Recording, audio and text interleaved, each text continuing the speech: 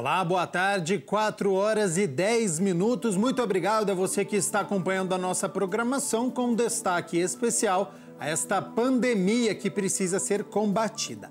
E esse combate não pode ser com fake news, as notícias falsas que só atrapalham. Mais cedo, na edição das 3 horas da tarde, aqui eu falei sobre os Estados Unidos que começaram testes em humanos para tratar o novo coronavírus com o remédio hidroxicloroquina, um medicamento usado contra malária e lúpus, mas que não é para utilizá-lo para o coronavírus, já que muitas pessoas estão comprando nas farmácias.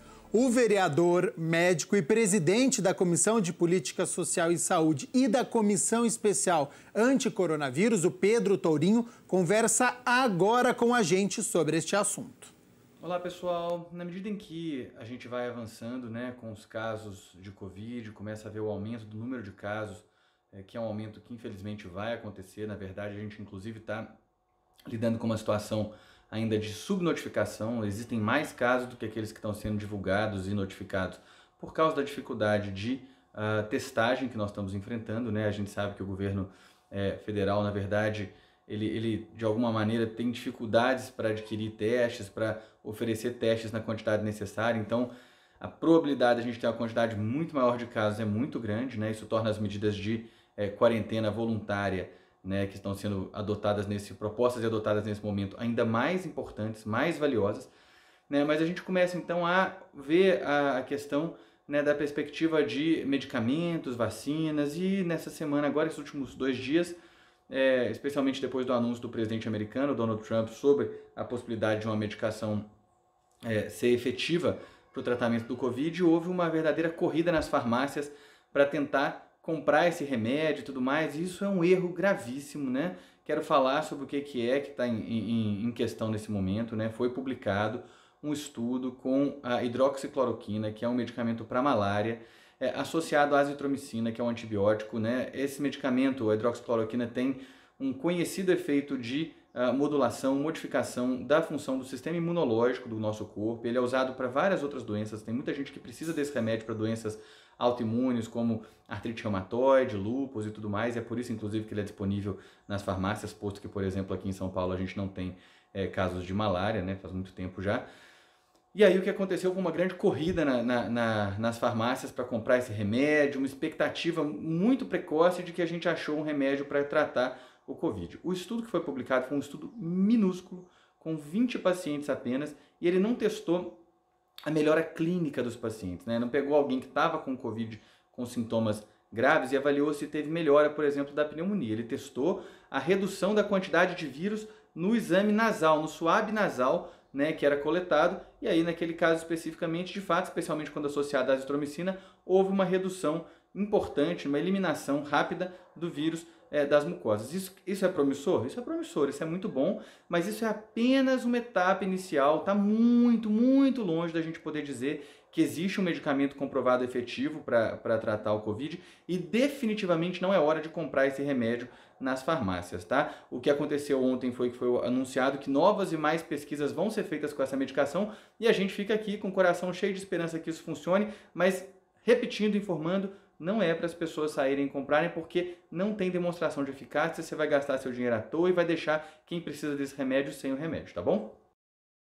Importante, hein? Este combate às fake news. Obrigado ao Pedro Tourinho, mais uma vez participando da nossa programação.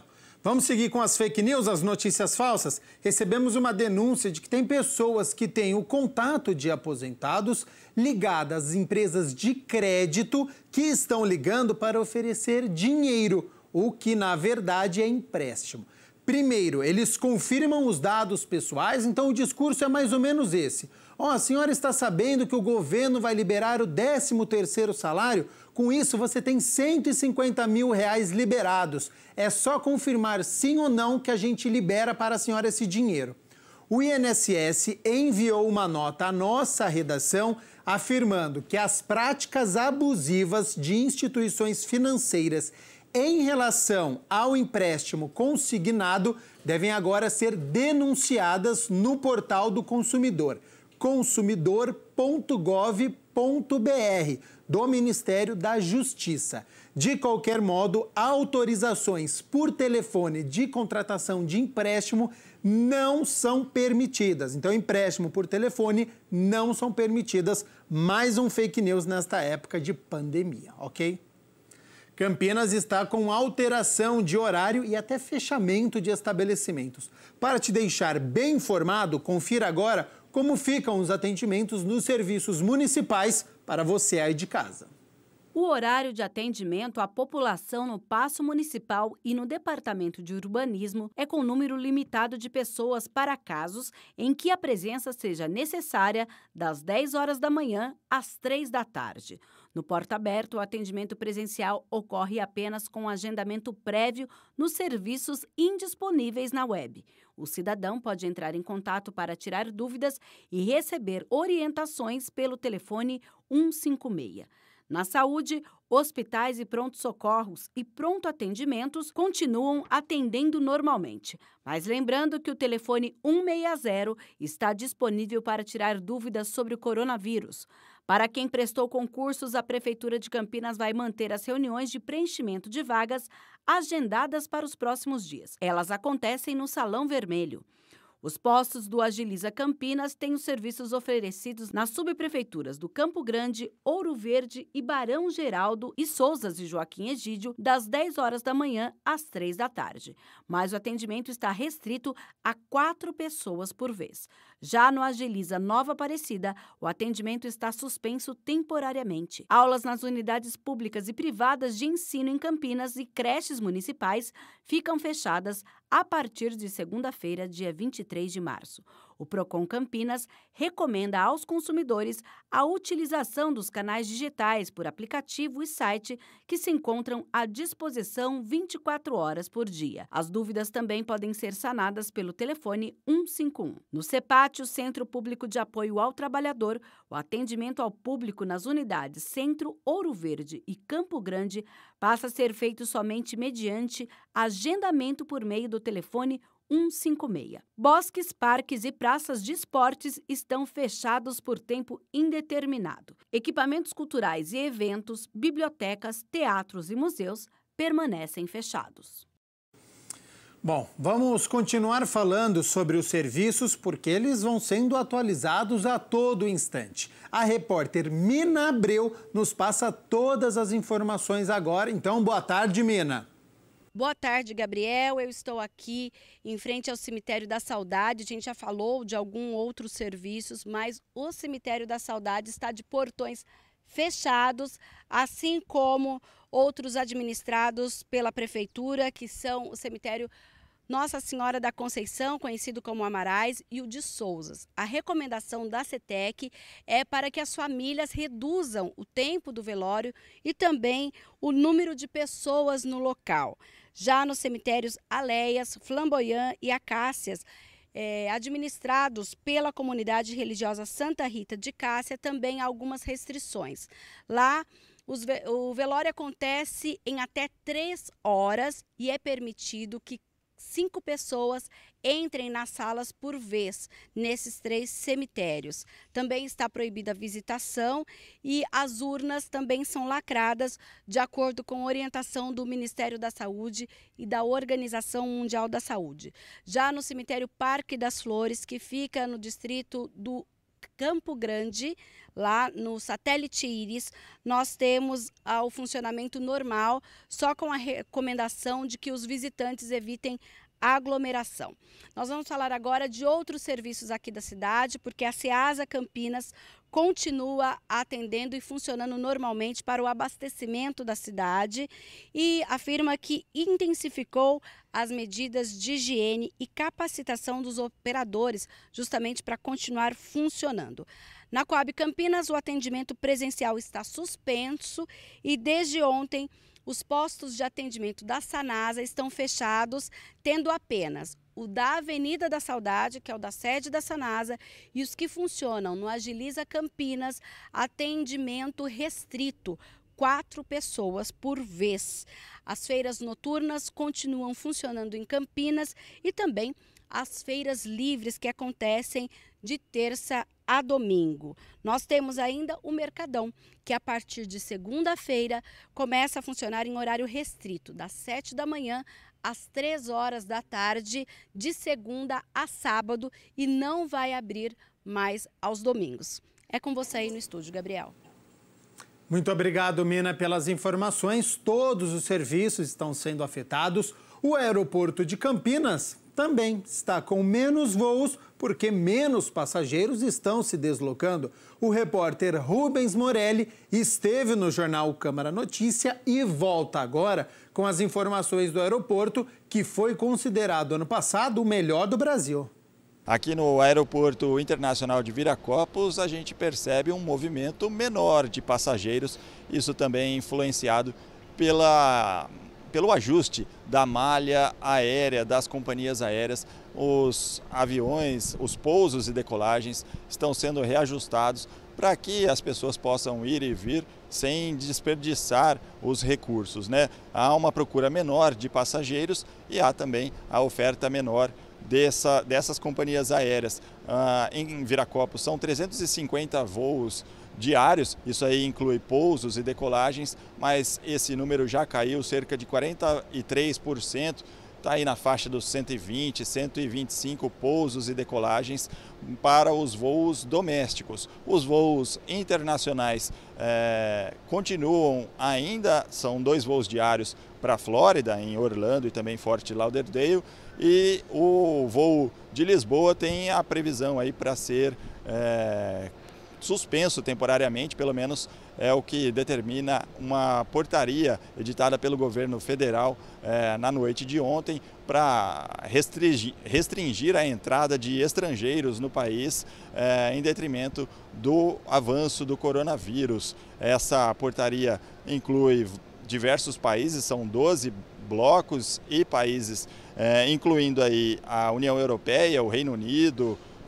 China, Japão, Austrália, enfim, são vários países. Aqui que influencia o aeroporto de Viracopos é o voo de Lisboa, né? Então a gente aguarda para ver o que a companhia aérea vai fazer com relação a esse voo. Ao meu lado está o diretor de operações aqui do Aeroporto Internacional de Viracopos, o Marcelo Mota, e a gente está já tomando alguns cuidados, né, para conversar um pouco mais à distância. Marcelo, que medidas que o Aeroporto de Viracopos tem tomado para restringir essa circulação de pessoas? Boa tarde. Boa tarde. Bom, são de fato momentos difíceis, né, onde é necessário todo esse distanciamento social para preservar a vida das pessoas.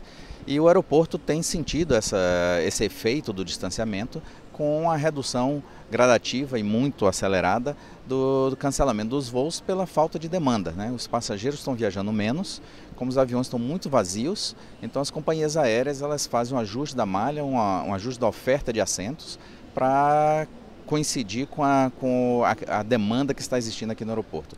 Então, como foi comentado, pois não? Não, esse é um ajuste das empresas aéreas. O aeroporto mesmo não tem relação com isso. Não, o aeroporto continua colocando toda a sua infraestrutura para viabilizar a operação desses voos, porque um deslocamento ainda é um serviço essencial, né, mesmo para equipes médicas ou para passageiros que têm uma necessidade urgente de deslocamento, tá? Não simplesmente para passeio nem nada, mas e também lembrando que o aeroporto de Viracopos é um dos maiores aeroportos cargueiros do país e ele é uma peça fundamental, tá, para recebimento de todas as mercadorias que alimentam, tá, toda a sociedade.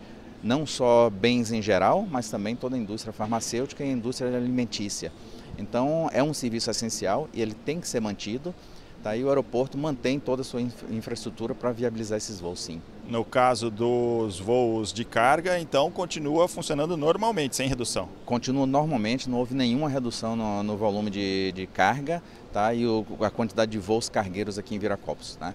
O serviço continua sendo prestado, continuamos abastecendo a sociedade. Com relação ao funcionamento do aeroporto, os funcionários estão trabalhando normalmente ou tem medidas também de Obviamente nós temos sim medidas de preservação da saúde de todos os nossos colaboradores, além das medidas de praxe, de reforçar todas as medidas de higienização e de distanciamento, tá? Nós colocamos todos os empregados de turnos administrativos em home office, tá? E lembrando que o aeroporto, por ser uma área operacional, tá? praticamente 80%, 85% dos colaboradores, eles trabalham em áreas operacionais, em que não é possível ir para casa e trabalhar de casa, né? São fiscais de pátio, fiscais de terminal, o centro de operações, tá? A unidade de bombeiros que nós temos aqui para qualquer acidente que necessite combate a incêndio. Então todos esses colaboradores, eles são operacionais. Então o que nós estamos fazendo são segregações de equipes.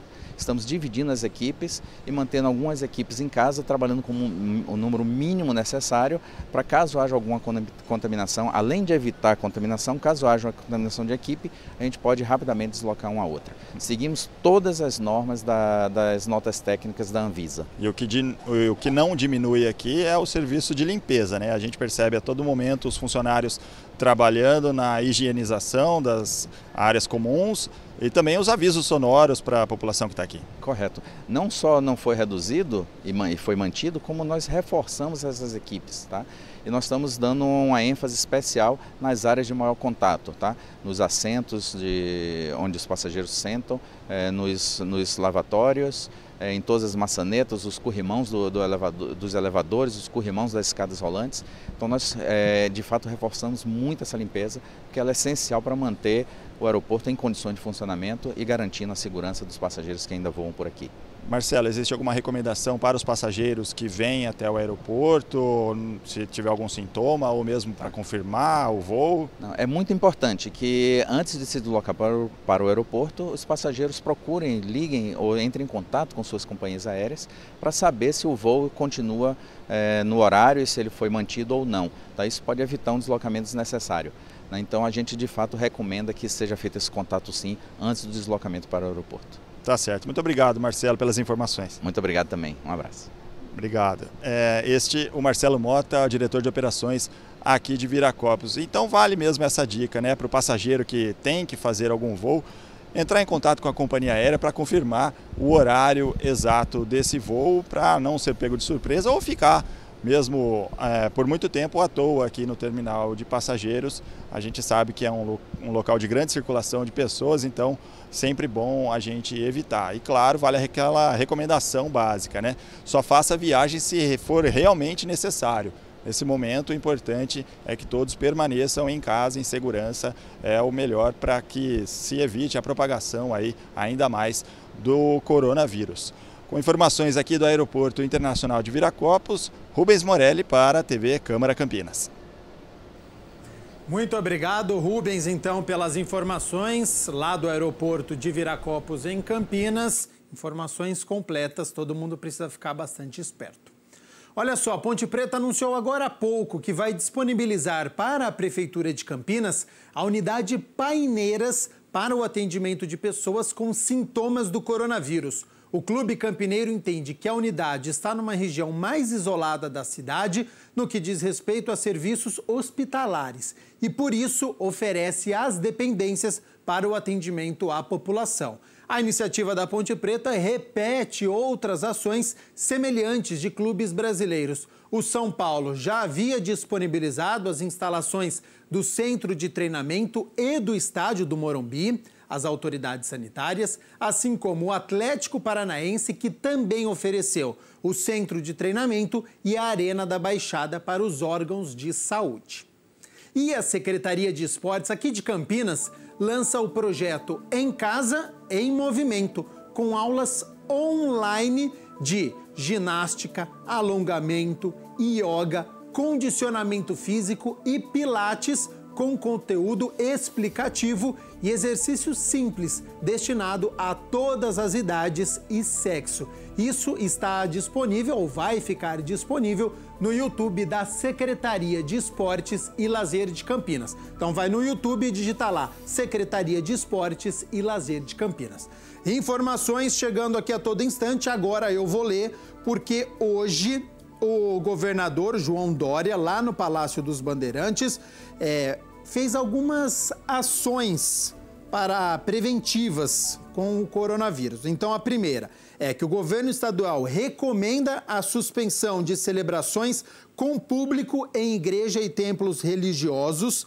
Famílias de baixa renda terão isenção na tarifa de água durante 90 dias.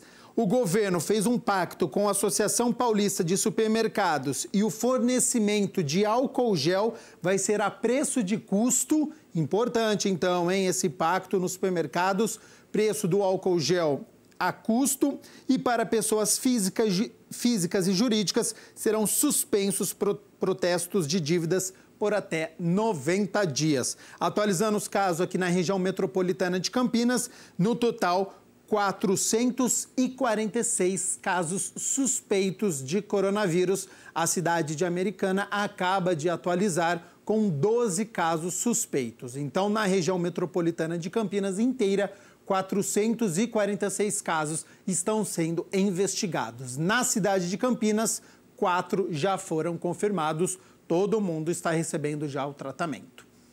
Essa edição do Boletim Especial de Coronavírus fica por aqui. Ótimo fim de semana, fique em casa, se cuide e a gente se vê na segunda-feira ao 12:30, ao vivo no Jornal Câmara Notícia. Até lá!